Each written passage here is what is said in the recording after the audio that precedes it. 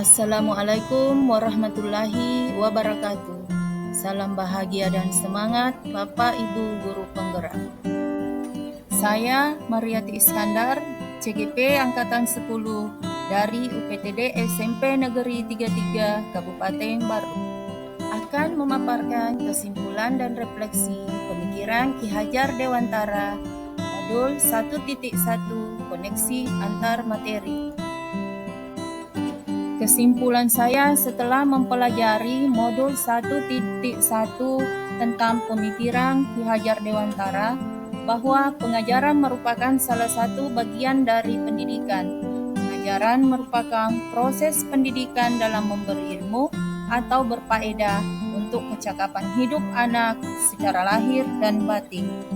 Pendidikan pada hakikatnya menuntun, memberi tuntunan terhadap segala kekuatan kodrat yang dimiliki anak agar ia mencapai keselamatan dan kebahagiaan setinggi-tingginya, baik sebagai manusia maupun sebagai anggota masyarakat. Ketika kita mendengar nama Ki Hajar Dewantara, pastinya kita langsung tertuju pada semboyan beliau, Ingarso Suntulodo, artinya di depan memberikan teladan, In Madyo Mangungkarso, artinya di tengah memberi semangat, dan Tuturi Handayani, artinya di belakang memberi dorongan. Dan juga konsep pemikiran menurut beliau, manusia merdeka adalah manusia yang hidupnya lahir atau batin tidak tergantung kepada orang lain, akan tetapi bersandar atas kekuatan sendiri. Ketika saya melihat ke belakang, berdasarkan semboyan Ki Hajar Dewantara, saya menyadari bahwa saya belum terlalu menjiwai dan mengamalkannya dalam peran saya sebagai guru. Yang saya percaya tentang murid dan pembelajaran di kelas sebelum mempelajari modul 1.1 ini adalah yang pertama, saya memandang anak-anak umpamanya kertas kosong dan saya perlu mengisinya dengan ilmu pengetahuan yang saya miliki. Yang kedua, terkadang tidak menuntun karena saya mengarahkan murid sesuai keinginan yang saya anggap baik. Yang ketiga, saya tidak mempertimbangkan kodrat alam dan kodrat zaman, lebih banyak bersumber pada buku paket dan tidak melakukan pembelajaran secara kontekstual. Yang keempat, saya lebih memprioritaskan ketuntasan materi tanpa memedulikan pemahaman karakteristik dan gaya belajar. Yang kelima, saya hanya mentransfer materi pelajaran saja dan berpusat pada guru atau teacher center. Yang keenam, jika nilai murid sudah mencapai KKM, saya anggap pembelajaran yang saya berikan sudah berhasil. Selanjutnya, saya menganggap bahwa murid hanya sebagai objek pembelajaran. Dan yang terakhir, ketika saya berada di dalam kelas, saya adalah penguasa kelas, menganggap bahwa siswa harus mengikuti segala aturan saya dan jika melanggar ada sanksi tersendiri. Setelah mempelajari pemikiran Ki Hajar Dewantara dalam modul 1.1, yang berubah dari pemikiran dan perilaku saya adalah bahwa anak itu diumpamakan sehelai kertas yang sudah ditulisi penuh, tapi semua tulisan itu suram. Tugas kita menebalkan tulisan suram itu berisi baik agar kelak nampak budi pekerti yang baik.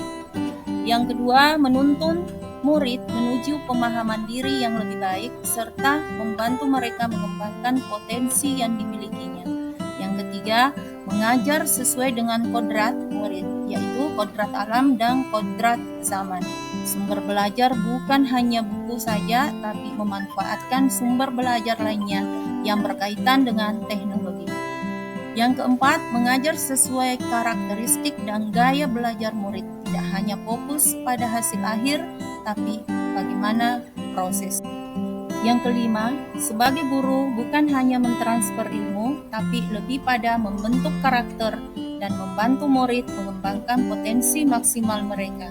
Yang keenam, saya seharusnya melakukan pembelajaran secara menyeluruh, bukan hanya kognitif saja, tapi afektif, psikomotor, spiritual, sosial, dan budaya.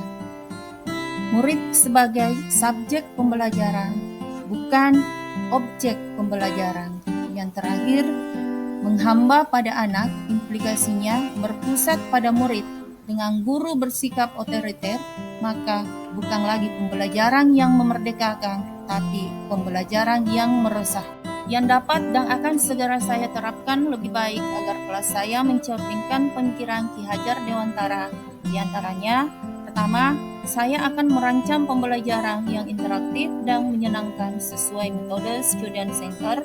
Yang kedua, saya akan memberi ruang dan kebebasan pada murid untuk menggali potensi mereka menurut kodratnya masing-masing. Yang ketiga, saya akan menerapkan pembelajaran abad 21 yaitu berpikir kritis, kreatif, komunikatif, dan kolaborasi. Yang keempat, mengupayakan pembelajaran yang berpusat pada murid. Yang kelima, pembelajaran yang menuntun, bukan menuntut. Yang terakhir, mengenali karakteristik murid dengan menjalin komunikasi yang baik. Akhir kata, jadilah guru yang terbaik dan dirindukan bagi muridnya, sehingga tercipta kasmaran belajar bagi mereka. Terima kasih telah menonton video saya. Salam Guru Penggerak. Wassalamualaikum warahmatullahi wabarakatuh.